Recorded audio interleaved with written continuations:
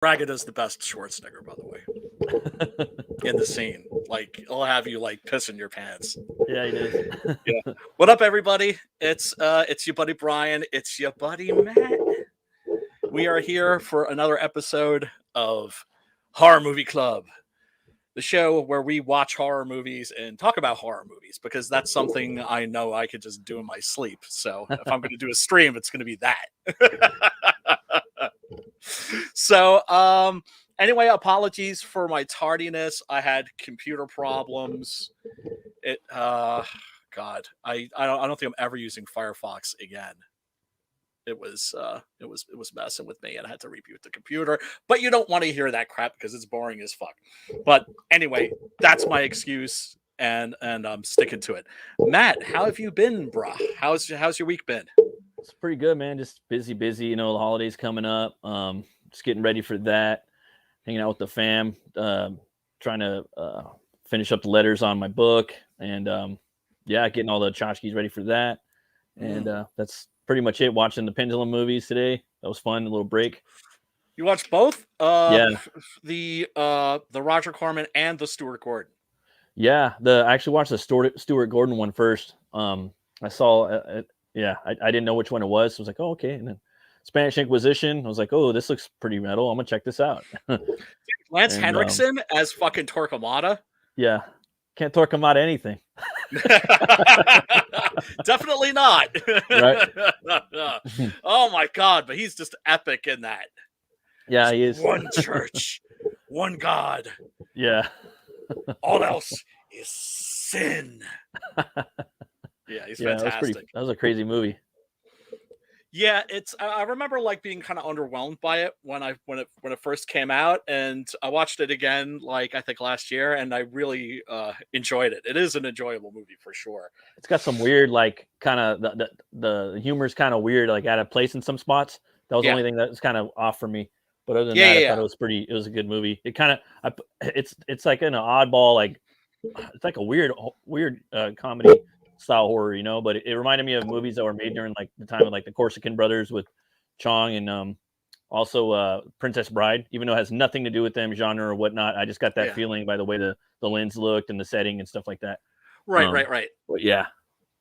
Gordon and Paoli at that time, they were still, I think, kind of trying to feel their way into like going from like the Lovecraft movies, you know, Reanimator and From Beyond, that combination of humor and sex and all that stuff, all the stuff that Lovecraft would have hated, by the way, but that's just fun in those movies.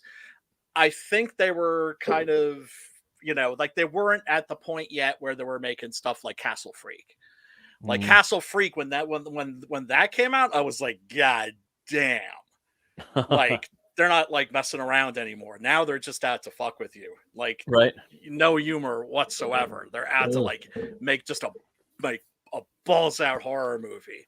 So they weren't quite there yet, but you could see that they were moving in that direction. And it is still a fun movie, and it is still worth watching. Let's see. News in the world of horror this week. Anne Rice passed away. I saw that. Yeah, 80 years, right?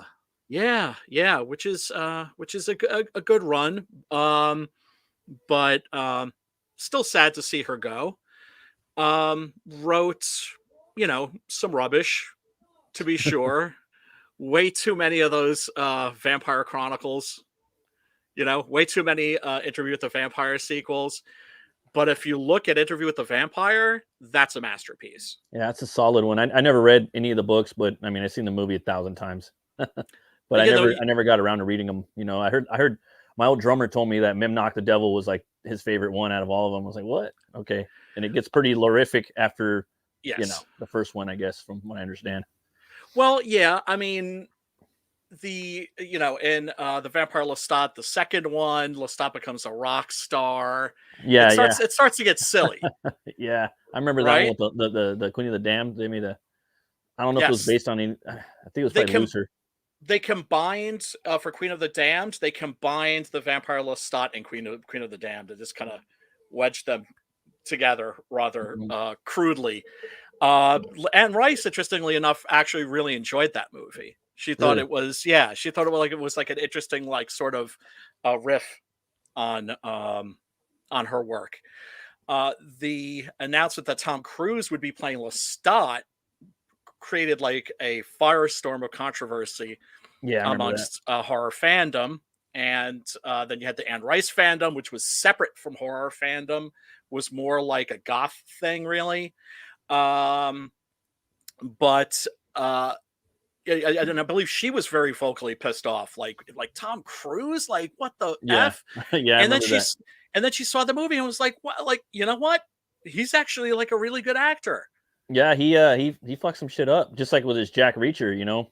I Yeah, was yeah, listening to yeah. your boy Zach did a video about the new one or whatever I was listening to the other day. I was like, he Hmm, kind of got hmm. a point because like he embraced his height, his stature in that movie, and that was kind of cool about it, you know, because Oh, being because the he's a little little guy. guy.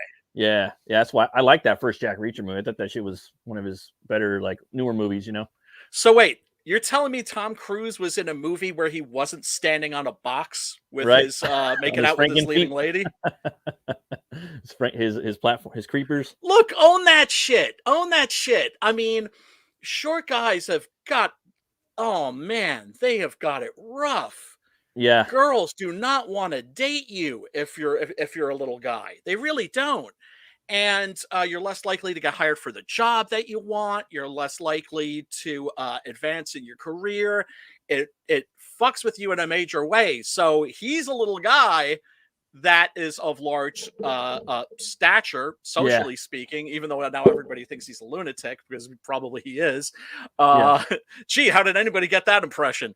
Um, but it's just like, well, own that shit and represent for like the other little guys out there. So like in that movie, he was actually kind of owning like his height. yeah. Yeah, it was cool, man. And Interview the Good. Vampire, he was creepy in that movie. Like the scene when he comes back from the swamp, you Oh, know. that's great. Yeah, That movie yeah. that was like the scariest part of the movie, probably. Yes. I think that's one of the best vampire movies, like for me, like big influence on me probably too. Just the whole like coming up in Louisiana and stuff, like for my book. That period was really crazy. Yeah, I love that movie. I remember seeing it and being like, wow, because I think that came around the same time, maybe a year or two after Bram Stoker's, Hmm. and those were both really good movies at that time. Shadow of the Vampire also came out around that time. Yeah. Dracula 2000, the less of which is said, the better, I Oh yeah, think. with Gerard Butler. Oh God, he's just the worst, man. It's like he's one of those motherfuckers where if you cast him in the right role, he'll be okay. Like Yeah, in 300, he's fine. that's his best role, I think. Right. Perfect in there. Yeah, yeah, he's perfect in that. But in anything else, they were going to cast him as Snake Plissken in an Uh, Escape from New York remake. I don't know about now, but maybe like right after 300, he would have been good. Mm, But I remember that they kind of did the I remember that was the time when he did Gamer. It was right after that, and I was like, I was kind of open for that, to be honest. But I don't know about now. yeah, I looked at, he's played a lot of movies. I mean, I liked him in Beowulf and Grindel. That one's pretty awesome. I own that one. I haven't seen Uh, it. I mean, it's low budget like a mofo, but I That's like it. fine. And he played Attila the Hun. That was cool. He played Dracula. He played all these. He was like the go-to like Phantom of the historical Opera. family opera. He was like the swashbuckler of like, you know, some of the early '90s. Kind of, you know, and then he played the God of Egypt, one of them. But now he's kind of that White House. I think it was White House Down. That one was pretty cool. But And like what, 2 sequels, I think. yeah, I didn't like those other two. But 300 was his like, that was his warlord epic, like the best one he's done, I think. And but yeah, him as Dracula, yeah, it was just weird. I don't know. That movie's just kind of weird. There's only It's so many ways you can whack. spin it. Yeah, wacky. Yeah, and that he's Judas Iscariot. It's just Yeah. really, he's not Vlad Tepes. He's Judas Iscariot. Well, go fuck yourself, quite Right. frankly. And what up, Simon? Simon in the house. Like, yeah, I know you were hanging out in the back room once for half an hour. Just suck it, brother. But yeah, dude, if I popped the link in the horror movie club twatter DM group. So if you want to hop in, hop in. Because I get distracted because I'm trying to run shit. You know, so I'm not always paying attention to the control board. But I was really excited when I heard that that Neil Jordan was going to be directing Mm. Interview with the Vampire. That's when I was like, oh hell yeah! I never saw The Because Crying Game. I remember that was like the big movie that he did before that, right? yes, and which is kind of a remake of another movie he did called Mona Lisa. Mm. He was doing, which is like which has got Bob Hoskins in it, and one of his great like English gangster roles. You know, where like his fighting Yeah. style is to like knock people down and then just like kick the shit out of them and run. He would have been a good Penguin, dude. That fool would have been pretty good. Oh, dude.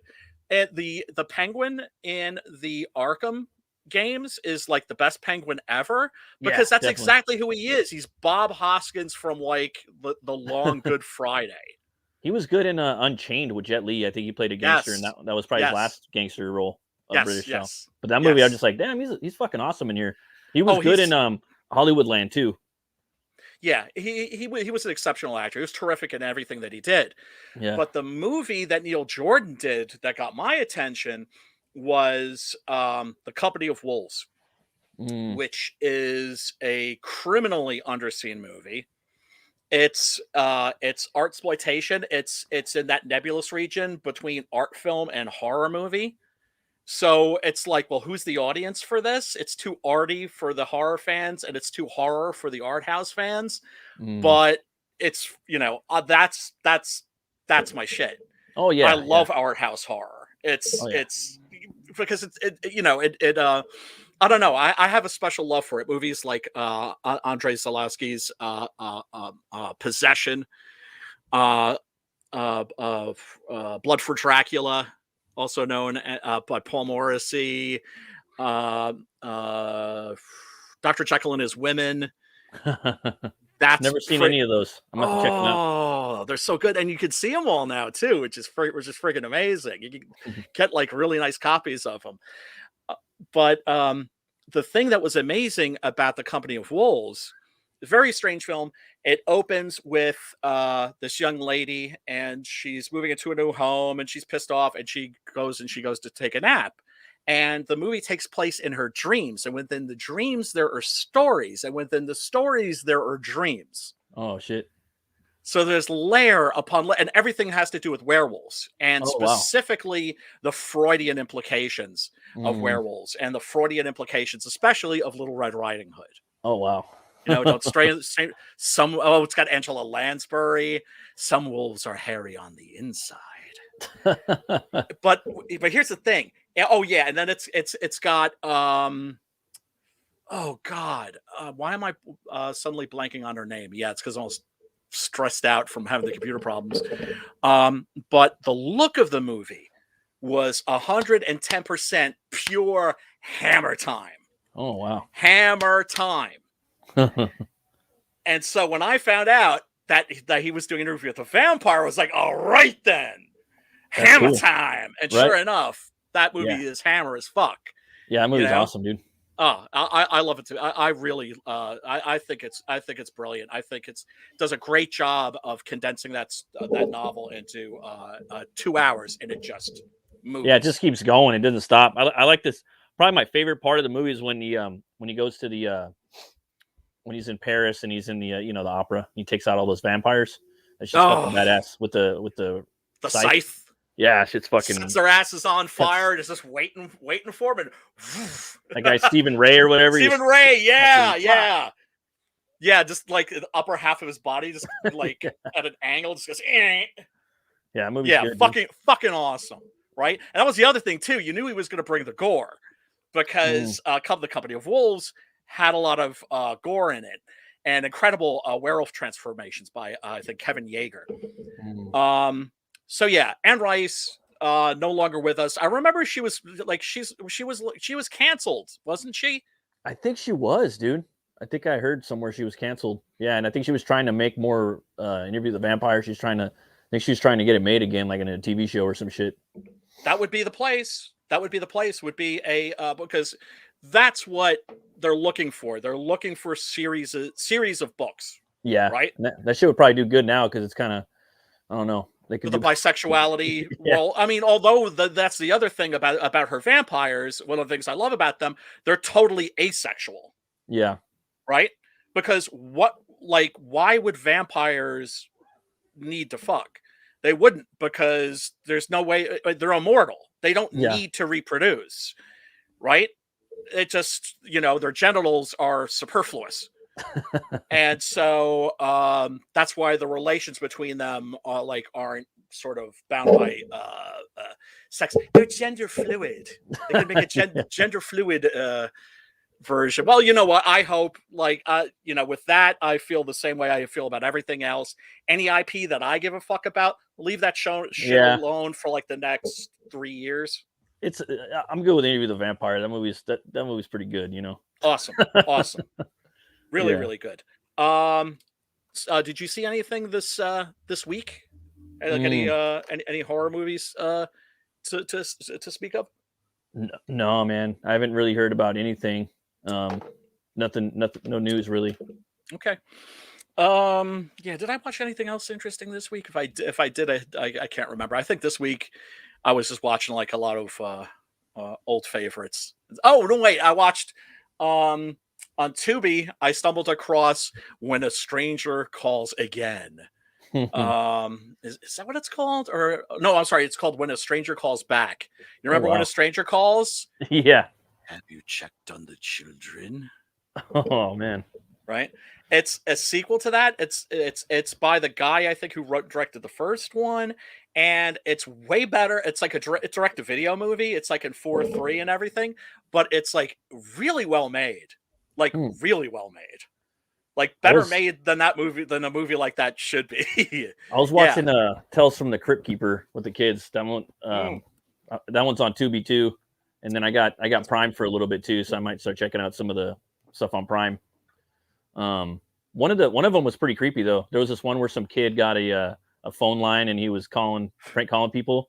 And he called this the Crypt Keeper was like, he transferred his call to some like ghost house, and then he had the old lady's like, hello. Like it was pretty I was like, oh, it kind of stuck out. Like I've seen probably like the first season and the second one, and then that was out of, I don't know, maybe how many 20 episodes I've watched, like 2 of them really like were really good, like that were, I mean, they're all fun, but like 2 that were like, ooh, those are pretty spooky, Well, I love the idea that I don't know. I don't know that they still do this, but for a while there was this industry for creating horror for children, right? The R.L. Stein books, right? Yeah. I think spooky tales to tell in the dark, or scary stories to tell in the dark. That was awesome. And I never saw the Tales from the Crypt series, but I do have one of the toys. I have the werewolf here. Oh, that's tight. His head it goes up and down when you throw this little switch. Yeah, that's pretty badass. And I think I have one more too. I think I may have the actual Crypt Keeper possibly, but I definitely have to take a look at that, if just only to sate my curiosity, kind of like the Beetlejuice cartoon. Yeah, the Beetlejuice cartoon is gold. I watched that as a kid, and it's pretty badass. It's like kind of like a parallel lore with the movie, but it's not. It's good. Also on Prime, they have all the old Tales from the Crypt from HBO. They don't have it really anywhere else, because I was just kind of looking for it. Oh wow! Probably like 6 months ago, because I wanted to watch it. And they also have Creep Show, the TV show. So those are like 2, like, because I like the anthology horror type format, So. Oh yeah, it's great because like with the Amicus movies, if you're watching one of the stories and you weren't feeling it, it was like, okay, that's all right, because maybe the next one will have like a werewolf in it, or yeah. And my buddy was telling me about Creep Show. Like he's like, oh, you're gonna like that show, man. It's pretty awesome. So, and I like the first movie a lot. It's one of my favorite movies. Oh yeah, me too. Horror movies. The first one, the second one, I remember as a kid, I liked all of them. The second one though, I liked old Chief Woodenhead. That was my favorite one. I don't know why. I just thought I like the old wooden Indian, like coming around fucking everybody up. But it's that one radically.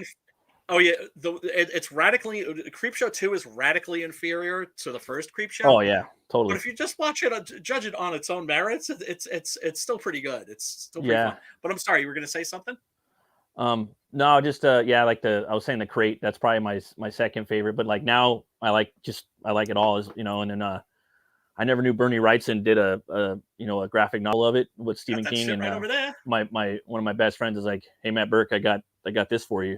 And I'm like, dude, this is Bernie Wrightson. He's like, oh yeah, it's like, oh wow. So I got that, and it's from when he was a kid.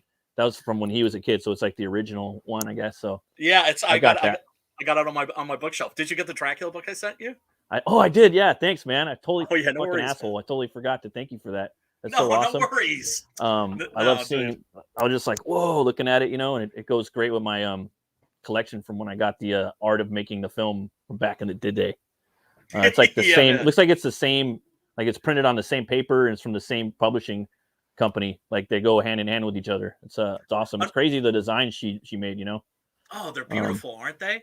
Yeah, man. You can make a movie with just like they did such a good job on like the sets, but when Coppola, like, I know we're getting sidetracked, but when Coppola was making the movie, he was saying the costumes are the sets. But in that movie, like the sets were sets too, though. Oh my god. It's such a beautiful looking movie. I mean, yeah. I really like. I'd written off Coppola completely at that point. Even his friends, people that he graduated UCLA film school with, like Steven Spielberg, George Lucas, and such. John Milius. They always refer to him as the sleeping giant. I see. Right, and that was like the case where the sleeping giant kind of woke up for a second and just did something fun. Yeah, that's crazy, dude. And then I found out about Mike Mignola, like he like had a lot of like ideas for that movie. I watched like an interview with those kayfabe dudes or whatever. Yeah, the comic book kayfabe dudes. Yeah, that's a fantastic channel. Anybody who hasn't checked that out, check out Cartoonist Kayfabe. It's the shit. I just started checking it out probably like a month ago or some shit because I like Hellboy and the Mignolaverse and stuff like that. And they were interviewing him and they were talking about that. Like they would call him up, like Coppola and fucking.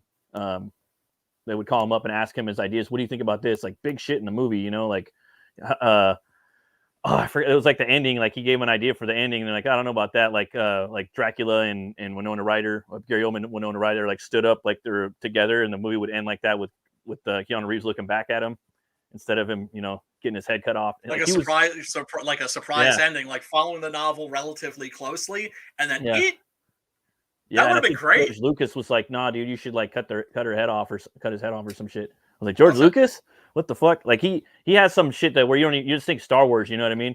But as a kid, like I grew up in the '90s, and I like it was at a weird time where Star Wars was kind of like been out already, And I grew up on Willow, so whenever I seen like Lucasfilm Ltd, I always thought of Willow because I watched Willow a fucking million times. I love that movie. That was my Lord of the Rings and my Hobbit and a bunch of shit. The trolls underneath the bridge. Oh yeah, dude, they're fucking gross, and that dragon's disgusting. Like it's metal as fuck. Yeah, it's metal as fuck. Like go back and watch the movie. Like fucking Mad Mardigan, he's got a badass fucking arc. Like he's just this dude in a cage, and then you're like, what? He's this badass warrior, and then he gets the armor and the sword and all that shit, and he just still kind of a jerk off, but he can fight. He takes on a whole fucking army, dude. Yeah, him and Little Willow, dude, all by themselves. Yeah. Like in that kingdom, you know what I mean? And written by Chris Claremont. Really? Yeah. No. Yeah, and then Darth Vader's in there. General Kor gets Darth Vader, basically. Yeah. And, yeah. Totally. Yeah. They're making tell me that armor. That's that. Now, what's more metal? The armor that he's wearing in that, or the Kurgan's armor in Highlander? Probably. I'd say it's fuck, dude. I don't know. That's tough. It's tied up, dude. I seen a badass shirt of the Kurgan I almost bought the other day online, where it's like Frazetta style, and it's just him, and it says the Kurgan on it. Oh, and it's painted. But that movie, they're making a TV show of it, right? Oh, I thought it was going to be a movie. No, it's a straight up TV show on Disney. And there's a whole I seen a thing on, I don't know if it was YouTube or what, but it had Warwick Davis, and he's going around the cast, and there's all these kids. Oh, Willow! I thought you meant Highlander. I'm sorry. Oh yeah, no, they're making a movie of that. I heard with Henry Cavill, but the Willows, there's a TV show. It's coming to HBO Max. It's legit for sure happening. They had like Warwick Davis going around, like there's the cast is sitting in like a park on like some picnic tables, and he's like, "Who are you? Who are you? Shut the fuck up!" Like he's just going around punking all those fools, And I'm like, dude, I hope they put Mad Mardigan in there, because I wanted to see a Mad Mardigan TV show where he's like a king going around like doing Conan shit, and Aragorn shit, basically with like, but the stuff with I think he's gonna be in there though. I think he's gonna just be chilling like a king with a beard or something. That'd be badass. We'll see. Yeah. These days, any IP I care about, like I said, I want them to leave it the. Oh yeah. I'm shaking in my boots, just thinking about what the Conan Netflix series is going to be like, what the Solomon Kane series is going to be like. Does How can you Netflix do have it now? Solomon Kane at this time? And Is it Netflix or is it Prime that has it? Because I know it's one of the two. Originally, it was Prime. Originally, it was Prime. Okay. They were going to do a Conan series. Yeah. And they got a new head of that department of Amazon, and she literally said Conan is the epitome of toxic masculinity. Yeah, he is. Yeah. Rouse out and see. And so it was canceled, which is good. I think it was Netflix though that canceled it. I think it was. I think because there's an interview. It was definitely Amazon. I don't know now. I think the new series might be. Okay. Then it's on Amazon because one of them has everything now. It's either Netflix or Amazon. One of the two has everything. My mind slips because that IP has been going around. Like the Swedish dude, the Swedish gamer guy bought it. Like he doesn't know what to do with it. Malmberg forever. But I listened to like a 3-hour interview with him with those Midnight Edge guys. Yeah. And it sounds like it's like a lot of shit. Like it's hard to get off the ground, I guess. Well, the Conan rights have been like, Schwarzenegger said it best that guy doesn't know what he's doing. Mm-hmm. I mean, they've put out 2 Conan video games. Neither of them have Conan. Yeah. There was one on PS3 that was fucking sick. Ron Perlman did the voice, and it was just for God of War. Fun. Oh my God, that game was good. I got it. Yeah, that was great. Well, why isn't there like an Elder Scrolls type game with set in Hyboria? Yeah, and just make it Conan. Like Conan needs to be the main character. I don't care about making a character. I don't give a fuck about anybody. You know what I mean? Like just put Conan in there. Yes. God damn it. Yeah. Okay, so Sim says he might pop in later. He says he enjoyed Mary Shelley's Frankenstein, which was done not long after. There are things I like about Mary Shelley's Frankenstein. A lot of things I don't like. I would say it's sort of. It's my favorite so far. I mean, in some ways, but I like the black and white one. I mean, that one's not like the novel either. I also like Young Frankenstein a lot too. I like Young Frankenstein just as much as shit. What's up? I said Bride of Frankenstein. That's my shit. That's your favorite? That's my shit. Yeah.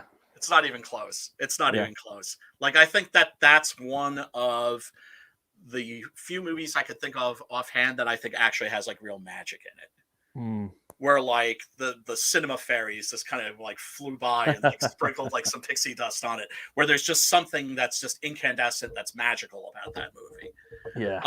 But Son of Frankenstein, I hated as a kid because they made the monster just like a mute brute again. Yeah. But you watch that now and it's dope.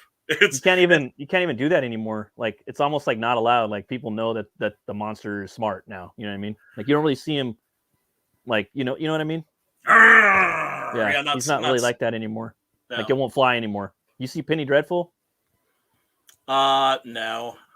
It's worth a shot. Yeah, I'll give it that. Yeah, it's worth it. I mean, I don't know. You might like it, you might not. There's a lot of shit I didn't like about it, but then I thought some of the stuff with the monster was kind of cool. But it is kind of woke in some ways, but some of the stuff's cool. Yeah, I had heard that the monster was in that. But I think I didn't watch it for some stupid reason, like it had Josh Hart in it or something. Yeah. He's in there. Yeah. Like I said, that's not that's my problem. I realize that. So, Pit and the Pendulum. 1961, 1962, Roger Corman. Roger Corman, I think, what did he do before? Because I think this was the second of his, what Stephen King refers to as his Poe pictures. First one was, I believe, Full of the House of Usher. Was that any good? Fantastic. I'm going to have to check that out. Really good. It's like the big one. Well, all of the Corman Poe movies are great, but the best is Mask of the Red Death. And in fact, he was going to do that as the follow-up, but then he thought it was a little too similar to a movie that Ingmar Bergman had done called The Seventh Seal, where Max von Sydow was playing chess with death. That's an amazing movie, and Corman was a very big fan of Bergman and actually distributed his films to art houses and like college towns across the country.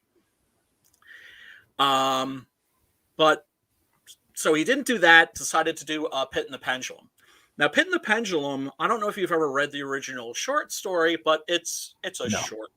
It's a very short story. It's basically this guy. He's gotten got by the Spanish Inquisition, and they've put him into a fiendish kind of automated torture chamber, right? Okay. And there's the pendulum swinging, and he's lashed down. There's some food there. He throws it on the ropes, and so rats come and they chew up the ropes. He gets loose just in time, and then finds himself nearly staggering into the pit. Right, and all the shit's happening in the dark. And at the very end of the story, the doors open and he's being rescued. Right, okay.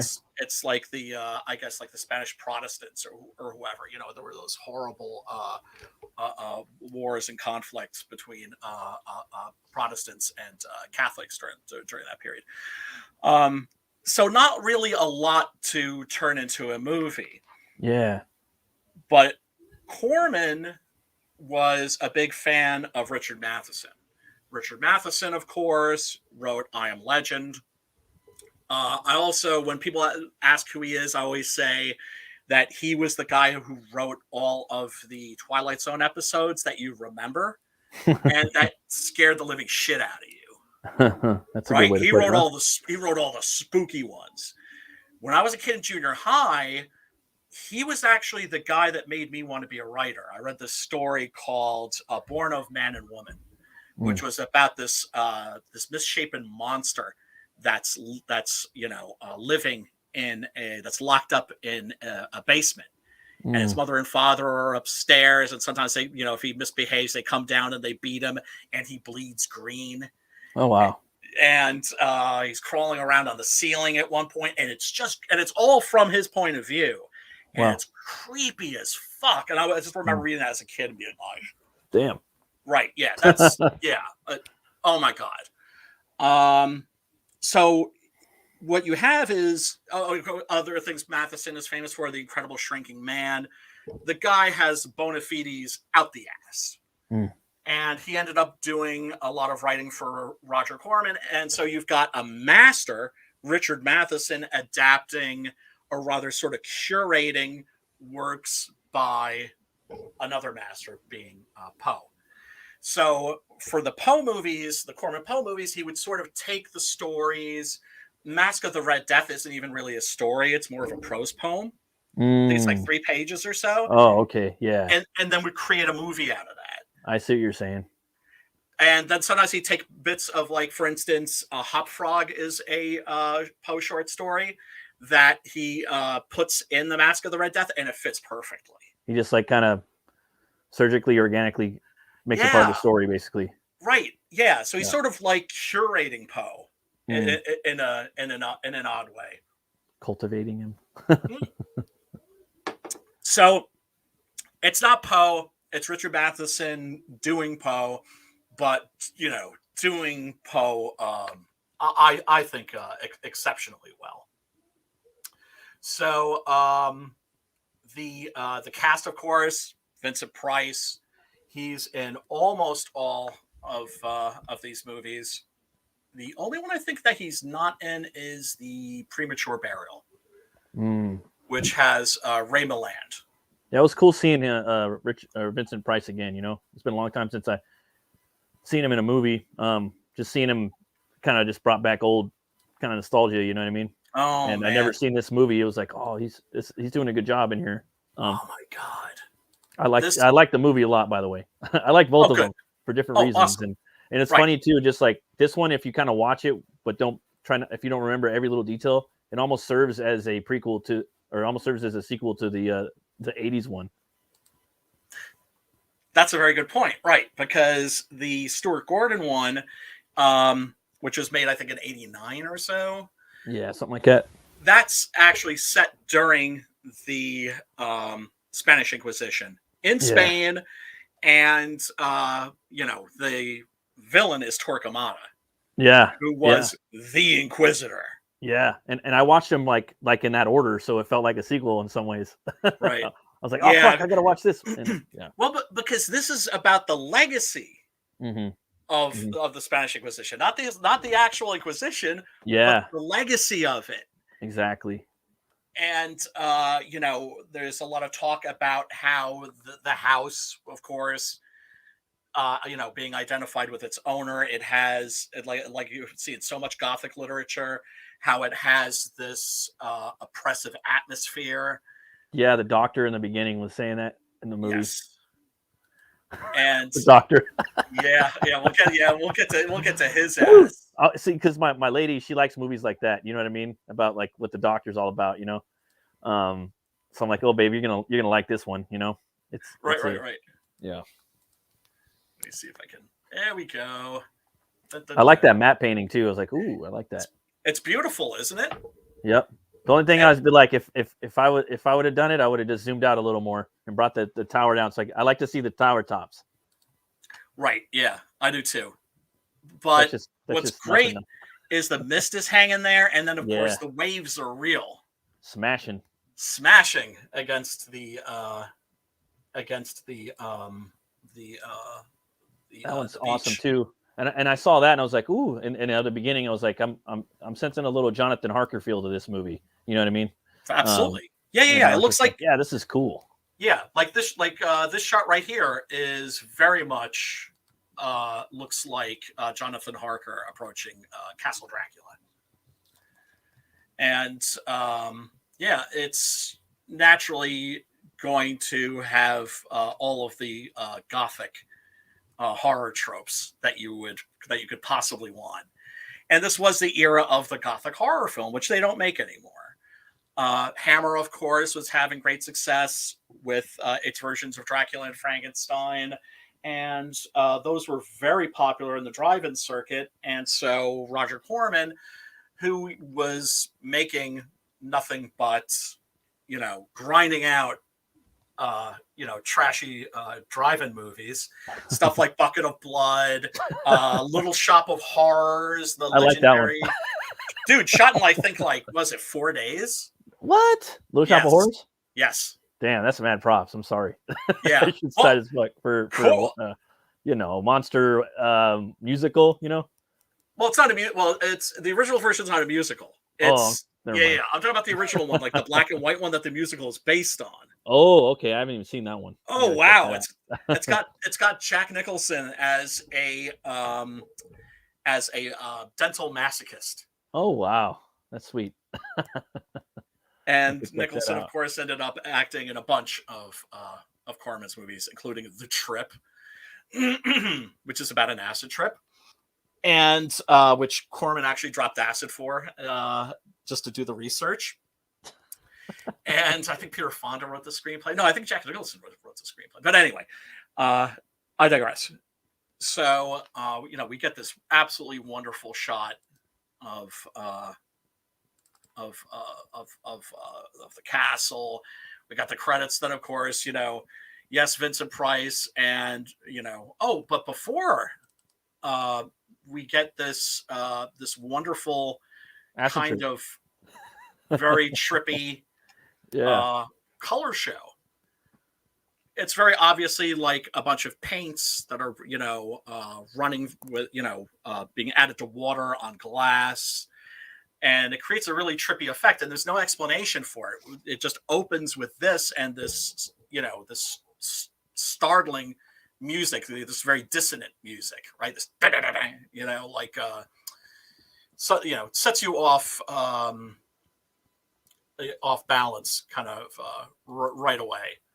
They do But some crazy color stuff though in the movie later on for the absolutely. flashback scenes, I think, and then Yep. at the end when some shit's going down, it kind of brings in those colors again too. Yeah, those are he brings in tints.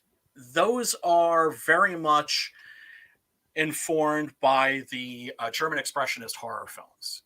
So the flashbacks are very much here. Let me click on one. They're very much these little black and white silent German horror films within the film.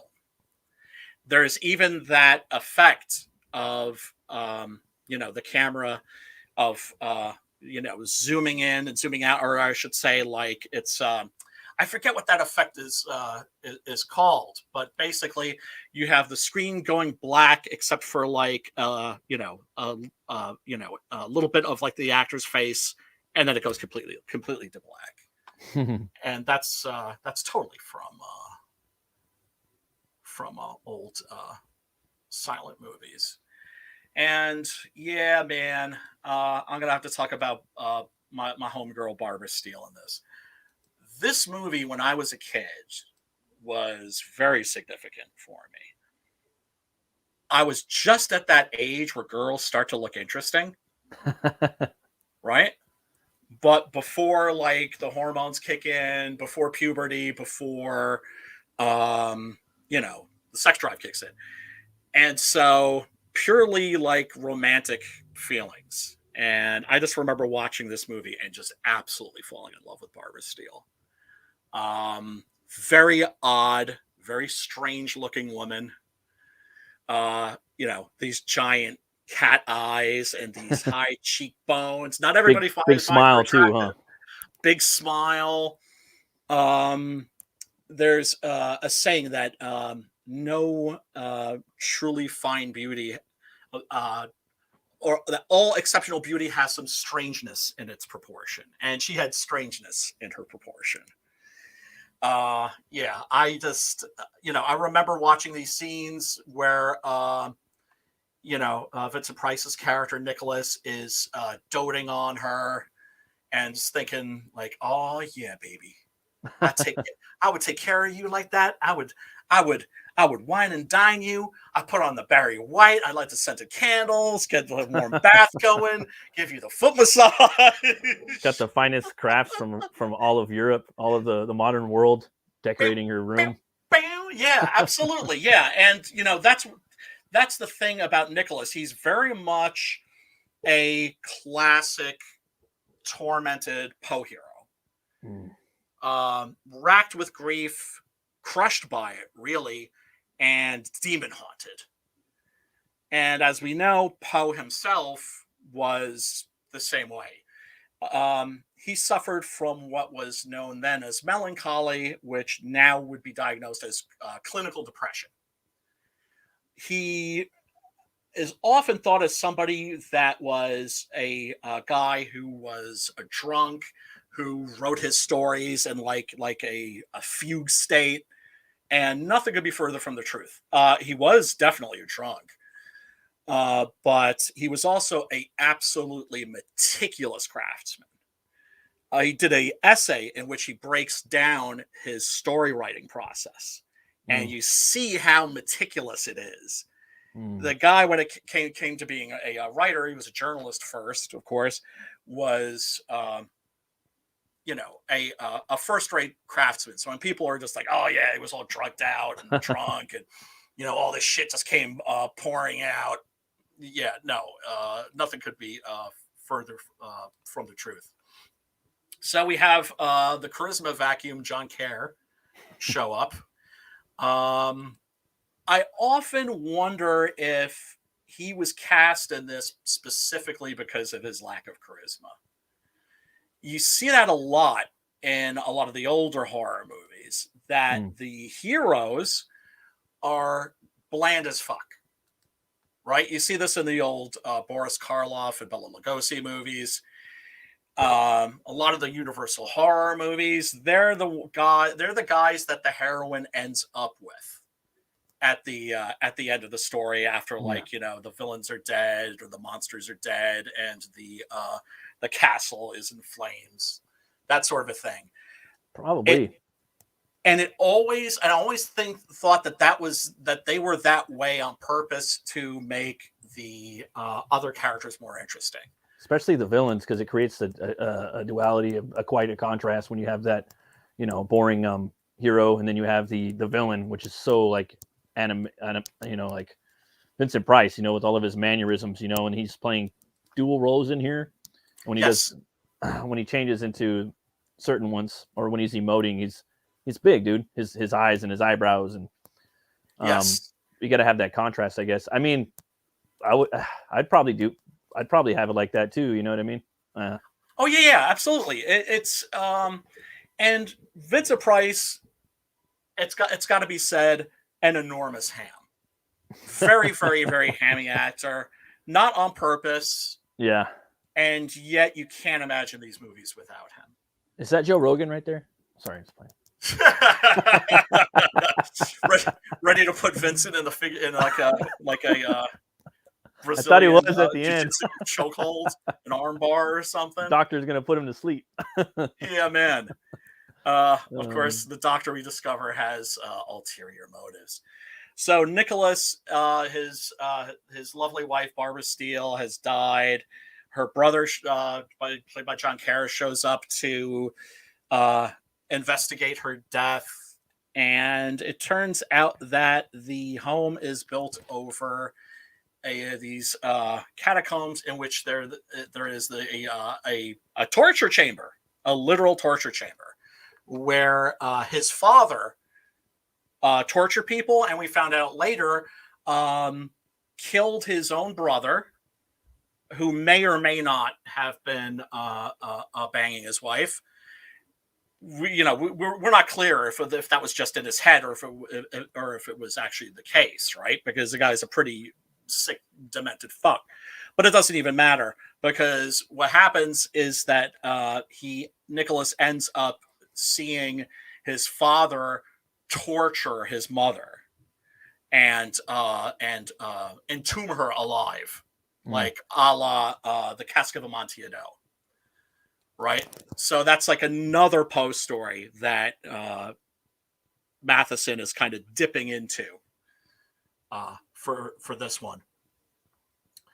The terrible fate that befalls his wife. Yeah, here he is as a little boy, of course, witnessing this absolutely horrific event, which understandably leaves him scarred for life.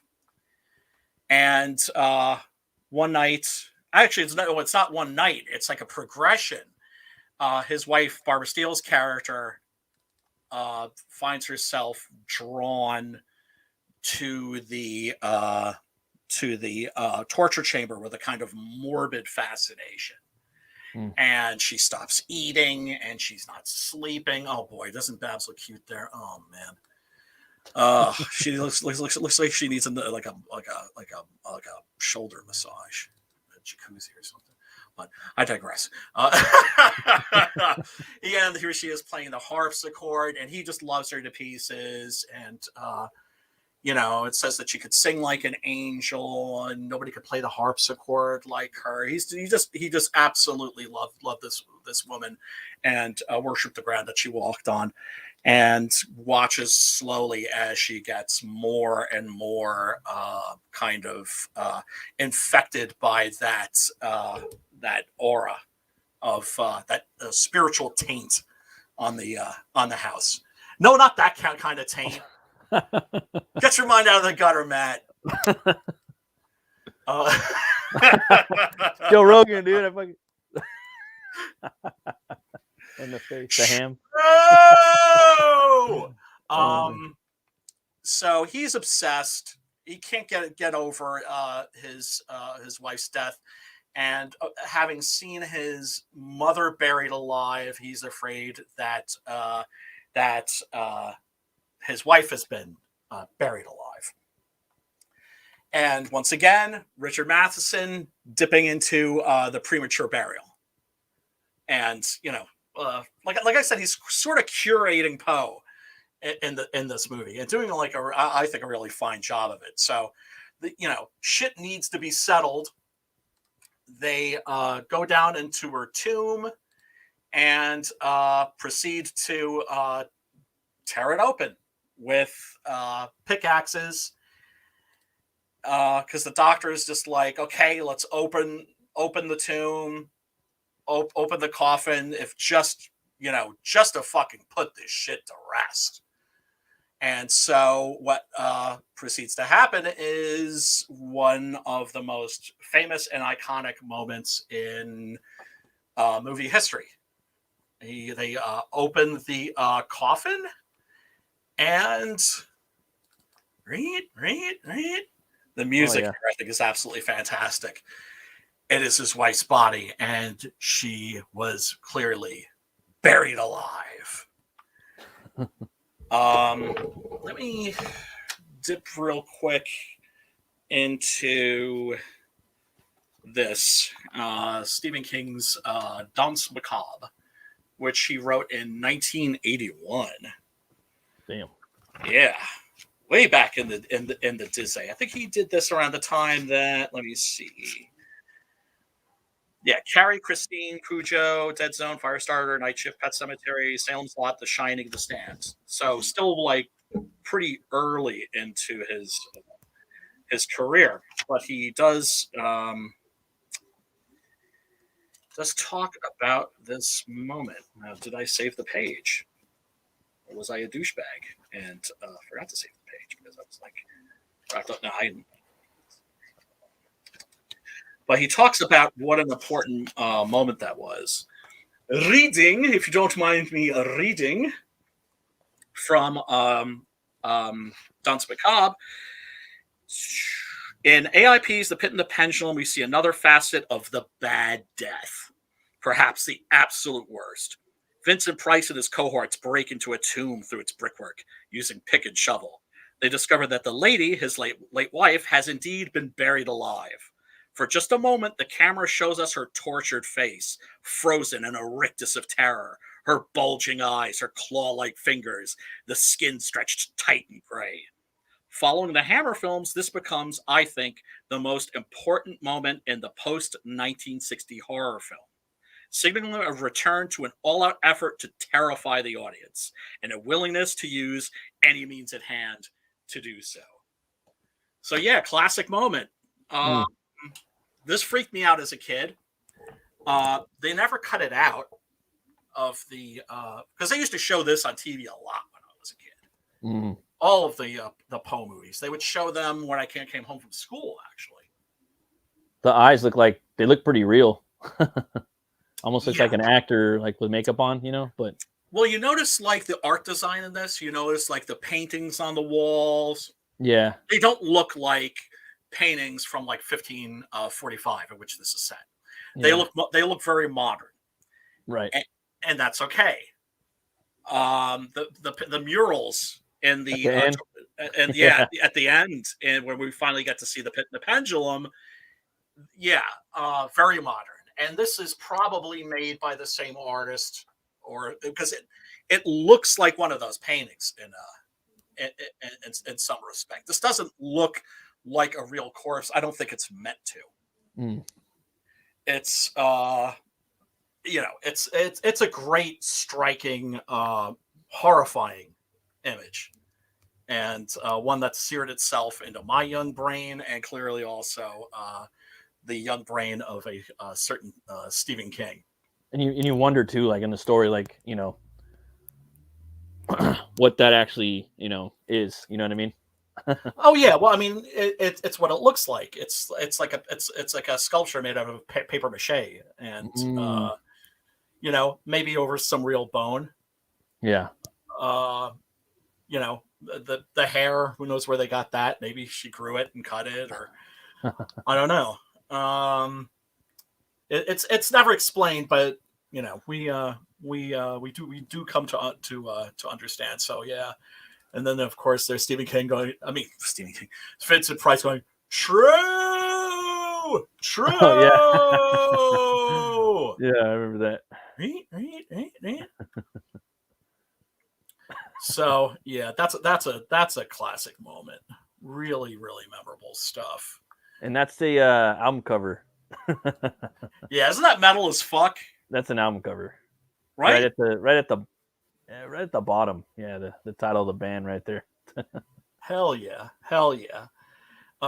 It's such a great striking image, and once again, just this great matte painting. Mm-hmm.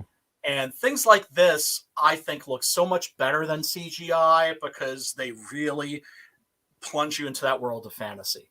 Yeah. It's not reality that you want. It's a representation of reality. that you want, I think. If this were made today, of course, it would look completely realistic, and it would be missing something for that. I think. Not that I'm anti-technology and all that stuff. I think CGI has its place. I think it's best when it's used the least. Certainly, when you don't notice it is when it's the most effective. Absolutely. Yeah.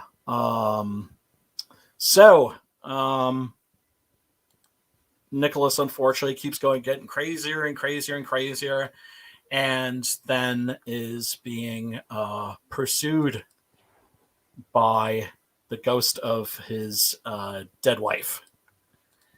And well, here we have the pendulum of the title. So it turns out that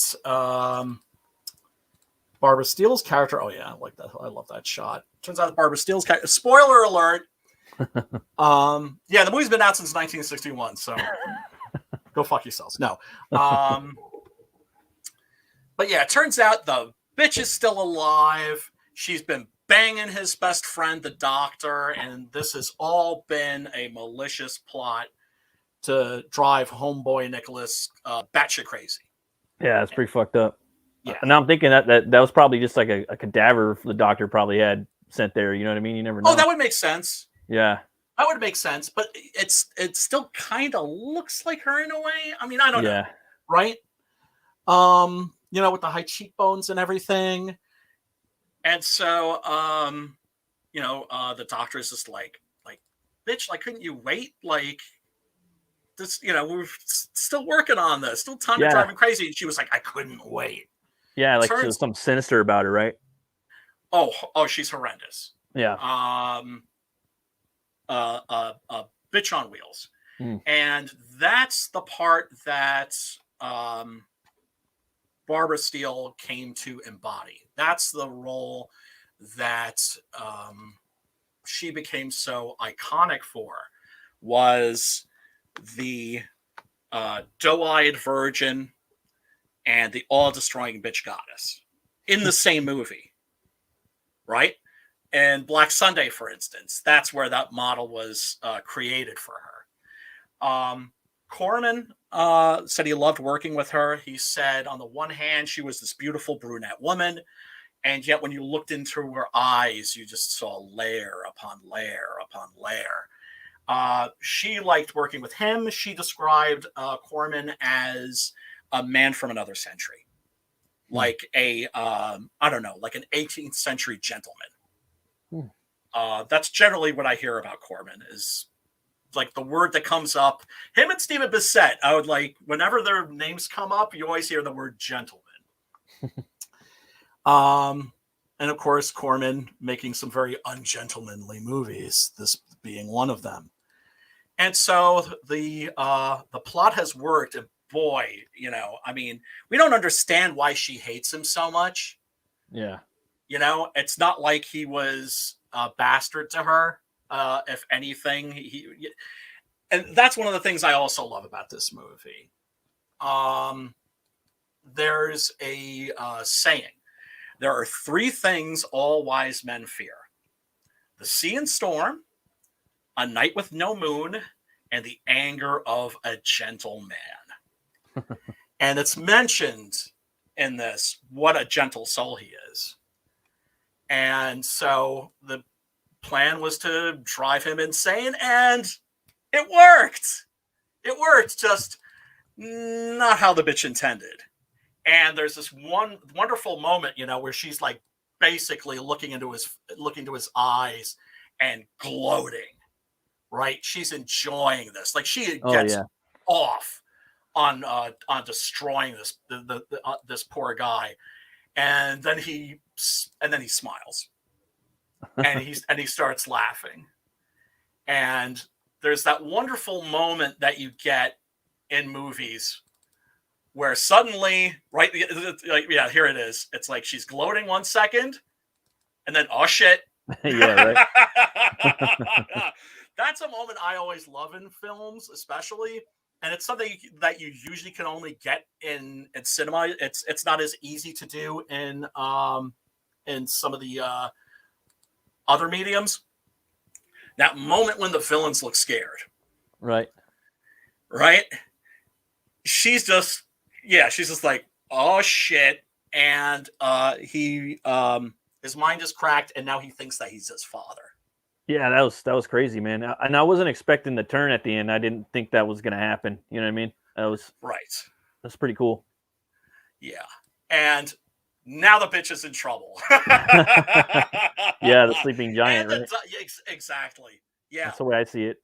Yeah, it's the wrath of a gentle man. Yeah, and he fucking grabs them. The fucking they try. I love when they try running out. He's like, "You can't leave." It's just like, "Hey, this is what you motherfuckers wanted, right?"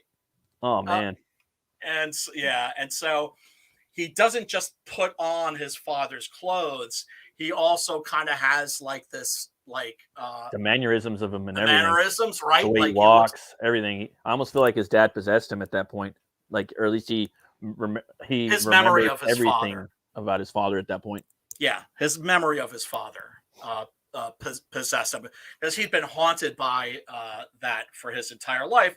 Because what he endured, what he saw, you don't get over that. No, you don't get over that. You could, even if you could, I mean, there is recovery from trauma.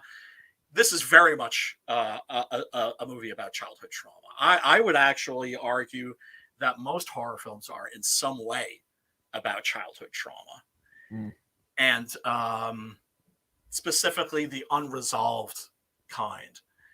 And so yeah, he locks her up, and unfortunately her brother, the doctor, falls into the pit, right? And so he doesn't have him to torture to death, and so he sees the doctor. He's like, "Oh, there you are." the brother. Yeah, man. Oh man, he's like, "I'm gonna take it out on you now." Yeah, I mean, the guy's, is a sweetheart. He's just lost his mind. Yeah, he's at that point where he's just not responsible for his own actions anymore. What he endured, you can't expect anybody to, he gets a jail out of free card is what I'm saying. Oh yeah, for sure. And so finally we come to the actual pit and the pendulum. Oh yeah, here are the walls, the murals, and these like cloaked inquisitors with like the glowing red eyes. See, that does not look like it's from the fucking 1400s or even like the 1500s. No, but I mean, it could be done, I guess. I almost feel like his dad did it, right? His dad probably bought like a torture house, You don't know if his dad built all that. I'm thinking that his dad inherited it or bought it. There wasn't a inquisitor prior to that for 100 years before that. Dungeons were always a part of castles. That's where you threw the people that pissed you off. Yeah. Because you were rich and you were powerful. Otherwise, you would not be living in a fucking castle. Yeah. And so, that's where you would throw your enemies and maybe sometimes forget about them.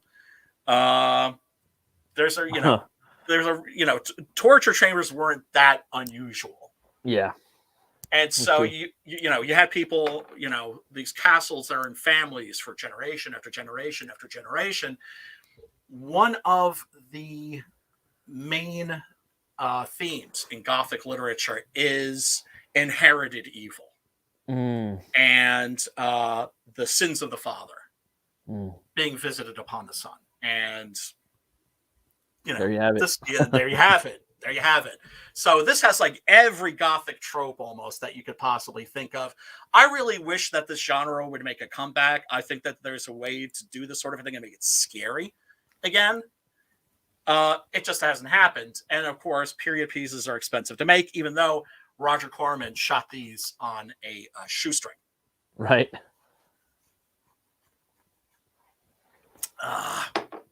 So, Matt, what did you think of the Pit and the Pendulum?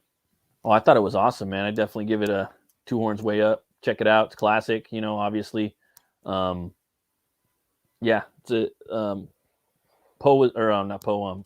Price was pretty, hammy in there, but it was believable. You know what I mean? I don't know. I just because I've seen him in a lot of things before. So I'm kind of used to his style, so I don't.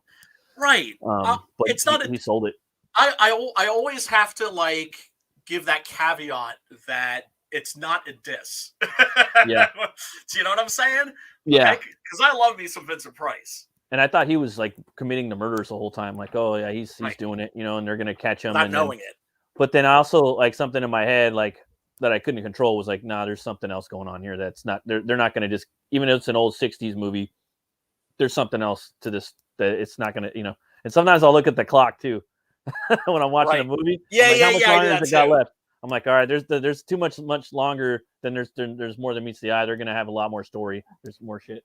Right. You start showing that much already. You know what I mean? So yeah, absolutely, absolutely. And this one's also short and sweet. It's 80 minutes, as opposed to the average running time for a horror movie these days, which is 3 hours. Yeah, it's pretty long. Well, I mean, to tell the truth, most of the low budget horror stuff that's coming out these days is still generally 90 minutes. It's about the only movies that are still 90 minutes. The reason why these were on the short side also was because they were always part of a double feature. That makes sense. So you would go see this at the drive-in, and the second feature would be the movie that was made previously, like this probably ran with the House of the Fall of the House of Usher. Oh, Paul Hauser. Yeah, you got chillins. You got chillins there. Oh yeah, you hear him? Yeah. Do you need to attend to them or anything, or because I can always. He's good. Okay, all right, because family comes first, as we know. Oh yeah, and then I got to show off some of my booty. No, not my actual ass. Nobody needs to see that. Nobody needs to see that. It's a bony horror. So, Barbara Steele fan. Met her at the Chiller convention some years ago. Lovely lady. Got this signed. Oh wow! Now look, can you tell it's almost like a little stalkery. And then my favorite, I got a special frame for this actually. These were glamour publicity shots that she did. Wait a second, what am I doing? Let me close this window. There we go. Check it out. She looks like Madame Bathory right there, or something like that, like a countess. She? Right? Yeah, it's a whole series of pictures that she did, where she's holding that torch in these different poses. So yeah, she had pictures from her whole career, and I was just like, want that one, I want that one, I want that one. She's like, you really like the Pit and the Pendulum, don't you? I'm like, you have no idea. Yeah, no, it was, all of the Corman Poe movies were an important part of my childhood, but this one in particular, I don't know if I'd say it's one of the best in the series. I would say maybe it's the second best. The best being still Mask of the Red Death. Have to check that out. Oh, dude, it just looks beautiful too. It's like the cinematographer was Nicholas Roeg, who went on to do one of the all-time great horror movies, Don't Look Now, and did the Witches, the Roald Dahl story, with the witches and the kids are turned into mice. Was it Angelica Houston? Yes. Yeah. Yeah, that one's solid. That one's the new one. It was worth one watch, but the other one's worth buying. That one's really good. Especially it's wonderful. Kids love it. Yeah. Yeah. Scary. That's a great kids horror movie. Yeah. Yeah, we watched them both. I didn't really like the new one that much. It just wasn't scary, and the CGI just kind of takes you right out of the movie. I had no interest in it. It's just another remake. Yeah, pretty much. And you're not going to be able to do better than than Nicholas Rogue. Probably the practical effects of the puppetry. Oh right? yeah, It was man. Jim That's Henson's Creature scary, Shop. dude. Yeah. I mean, that scene where like all the witches take their wigs off and they their had dudes noses. in there too, like Yeah. playing some of the witches. It was Yes. it made it even Yes. scarier. Yeah, they look gnarly. They look gnarly. It's Right. yeah. It's I think that's just a wonderful movie. Oh yeah. All right. So, what are we watching next week? Maybe we should watch something Christmassy. Oh, well, first of all, let's see what day is. Oh, okay. Tuesday the 21st. Are you going to be able to do that? Or are you going to be off doing family stuff? I should be I should be available. Okay. If not, that's cool. No worries. Like I said, we're casual here at Horror Movie Club. And let's see. Oh, Christmas Evil? Or maybe we should do Silent Night, Deadly Night, or Silent Night, Deadly Night 2 with Garbage Day. I've never seen either of those. Are you familiar with Garbage Day? Mm-mm. No? Oh, God. Oh, that's classic. So, yeah. Silent Night, Deadly Night 2 is amazing. You need to watch the first one first to get the second one? No. All right. No, you know why? Because the entire first hour of the movie is basically a condensed version of the first one. So it's basically Evil Dead 2. No, but except it's like the actual footage just condensed. Oh, shit. And and then chopped there's up, and then there's into it. Yeah. Do yourself a solid, Matt. Also, folks at home, if you don't know what Garbage Day is, go do a search right now. Your life isn't complete without it. Okay. And then there are like the mixes and everything. The 300 version's great. Instead of this is Sparta, this is Garbage Day. It came out recently on Blu-ray, and sure enough, right on the back in big bold red letters, it's Garbage Day. It's garbage time. I keep thinking like Toxic Avenger or Toxic Crusader, you know. Oh God. Oh shit. But yeah, we'll think of something. What I really would love to do would be Deadly Games. I don't know if that's on Tubi. That's a French movie that is the best Christmas horror movie that I've ever seen. Well, excluding maybe Black Christmas. Oh, you know what would be great would be if we did Woke Black Christmas.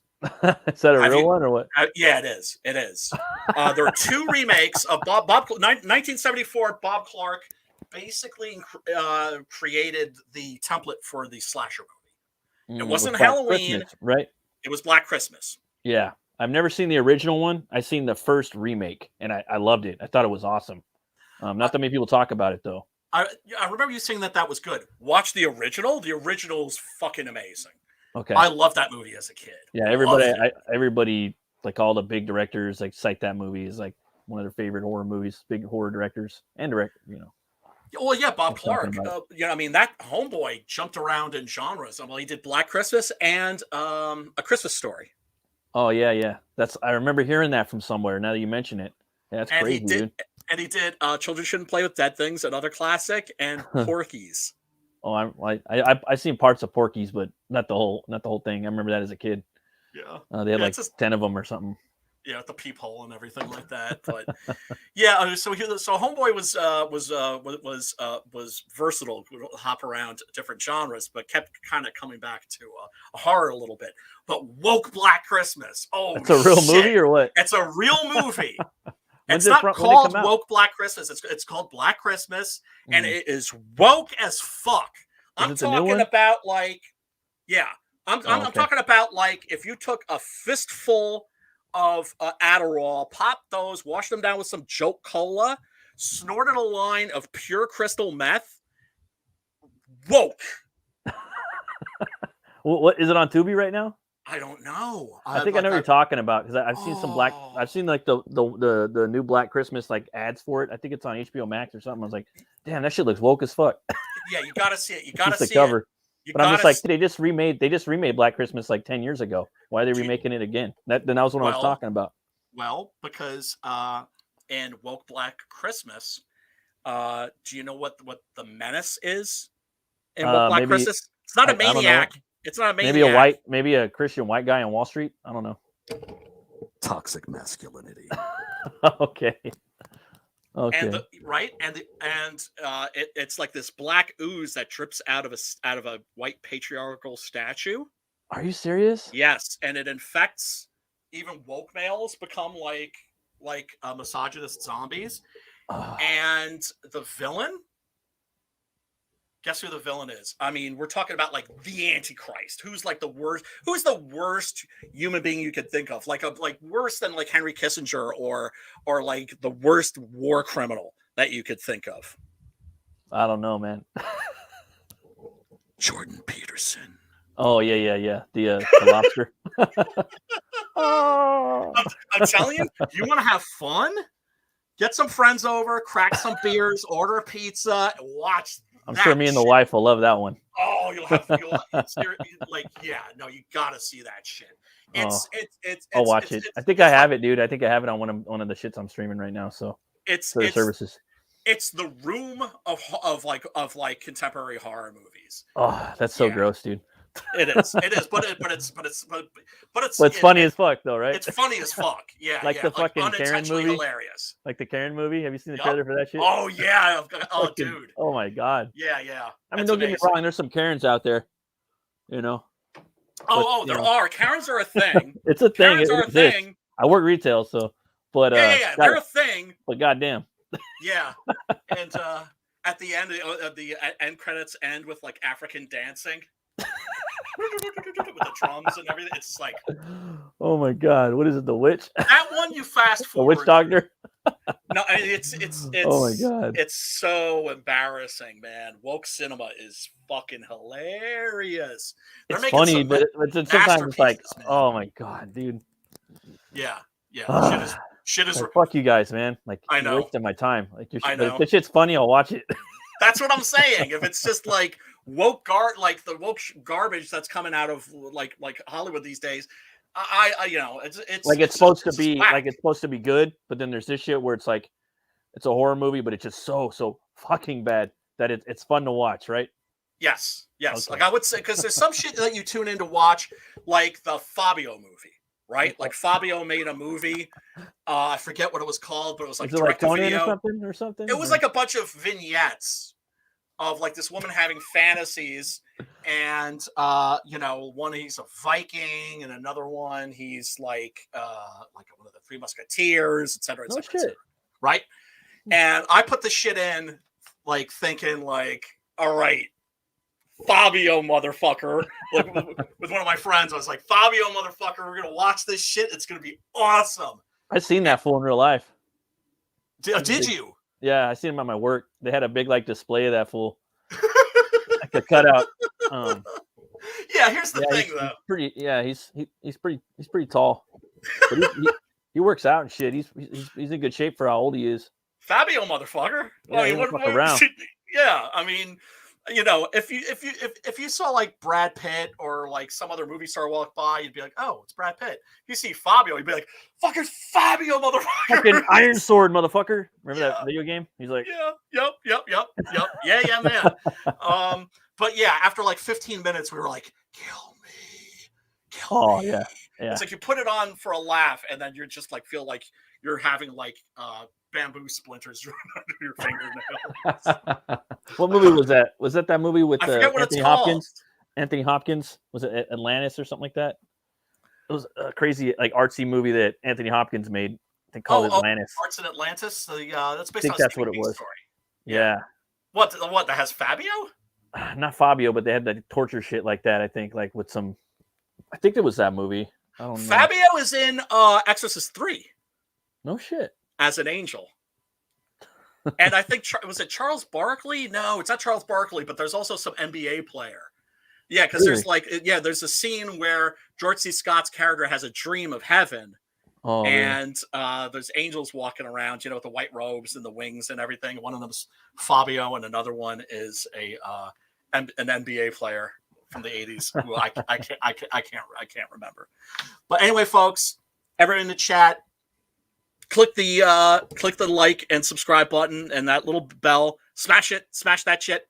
There are links below also for my book, Six Gun Gorilla, and also for Matt's book, Butch Cleaver. Thanks, Brian. Support that shit.